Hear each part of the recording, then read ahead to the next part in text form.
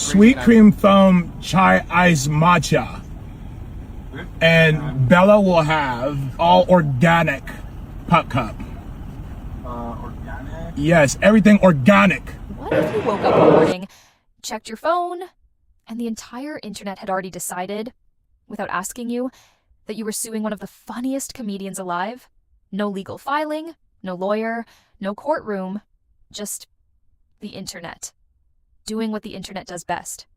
That is exactly what happened here.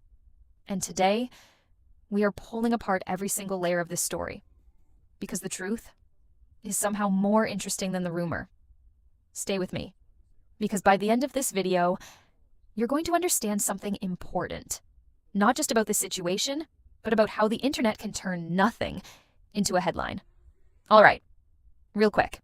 If you're not fully up on Druski, let me give you the 30-second version. Real name Drew Desbordes built his entire career on parody, sketch comedy, made characters that poke fun at culture, institutions, and public figures, delivered with a style so natural, so effortless, it genuinely feels like you're watching your funniest friend just being himself. Collaborations across music and entertainment, millions of fans, and a brand that is, at its core, built on satire. That last point? That's the context you need to hold on to right now. So, when a parody video surfaced, a sketch that viewers started connecting to a specific political world, it spread fast. And here's what's important. The video did not name anyone directly. No names, no organizations called out, just a character, just a bit. But the internet filled in every blank it could find. This is where it accelerates. A journalist named Zeli Imani posted about the situation. And the claim was this, that Erika Kirk, widow of the late conservative commentator Charlie Kirk, and a prominent figure in Turning Point USA circles, was gearing up to sue Druski over the parody video. That post spread immediately.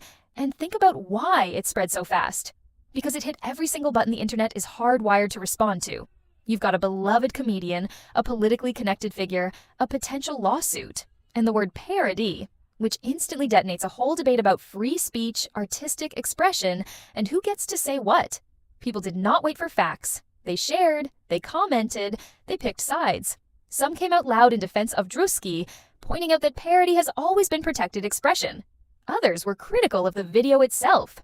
And then, almost in a completely separate lane, some comments brought up Charlie Kirk, Erika Kirk's late husband, in ways that got emotional and uncomfortable fast. It was a perfect internet storm. Every ingredient was there. And once something like that catches, it doesn't matter if it's true. It just burns. Then came the cold water. Newsweek reported that Druski's team put out a clear, direct statement. The cease-and-desist claim was false. No letter had been sent, no legal warning, no lawsuit. Full stop. And then, here's the detail that should make you pause.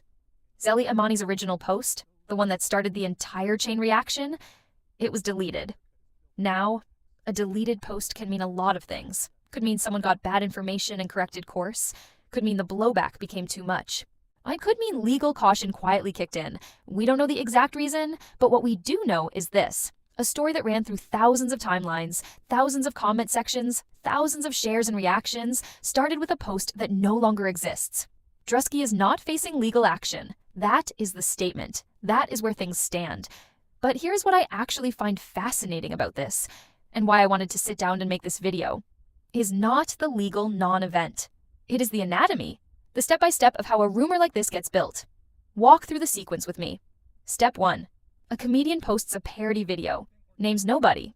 Step 2. Viewers decide who it's about, and that interpretation spreads on its own.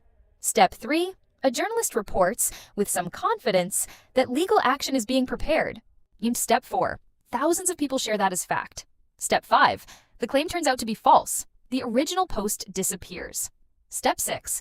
Most of those thousands of people never see the correction. This is not unique to this story. This is not some rare exception. This happens constantly. There is a saying that is older than the internet, and yet has never been more true than it is right now.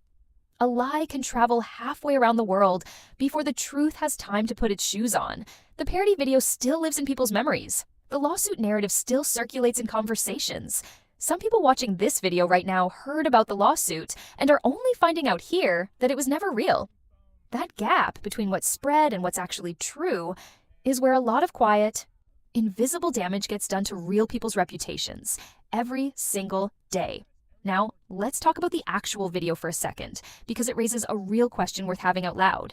Parody has enormous legal protection. When a comedian builds a satirical character, a scenario that clearly functions as creative commentary, courts have historically given that wide latitude. It is a cornerstone of how comedy works in a free society. It always has been. But, and this is important, there is a difference between legal protection and social consequences. Something can be entirely legal and still spark real controversy, still cause real hurt, still generate real backlash. Those are not the same conversation. Druski's work has always lived in that space, where comedy and commentary overlap, where the joke is also a point. Like, that is not an accident. That is the nature of parody as an art form. The mixed reactions this video got are actually pretty normal for that territory. Some people thought it was sharp and funny. Some thought it crossed a line. Some people, let's be honest, never even watched it. They just picked a side based on what they saw in their feed. That's the world these videos exist in now. Not a screening room, not a review column. A live, always-on, fully reactive public square, where the response often has nothing to do with what actually happened. So here is where we land. Druski made a parody video. It went viral. A rumor attached itself to that video, a rumor about a lawsuit that, according to his team and Newsweek's reporting, was simply not true. The post that started it was deleted. No legal action is happening. But underneath the comedian, the political name, and the Twitter noise, this story is really a case study. A case study in how fast our information environment can manufacture a version of reality that has no foundation underneath it. The correction almost never travels as fast as the original claim. And that gap, that asymmetry, shapes what people believe, sometimes for a long, long time. If you found this useful, share it with someone who only caught the rumor version, not to argue, just to complete the picture. And if you want more breakdowns like this, where we slow down and actually look at what happened versus what seemed to happen, subscribe. Because trust me, there is no shortage of material. I'll see you in the next one.